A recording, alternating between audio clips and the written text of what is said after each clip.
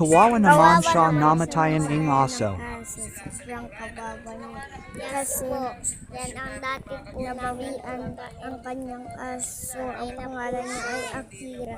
At ang pangalan ng aso niya ay Isay. Ang apelido ng kanyang alagang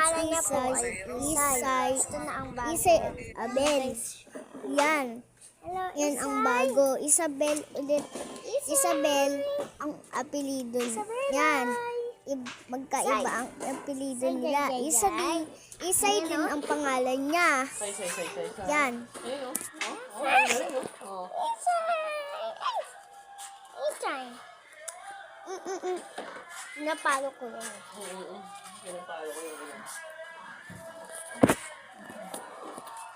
Ano yung yan? Baka i-vlog kita dyan, nakagat ng aso.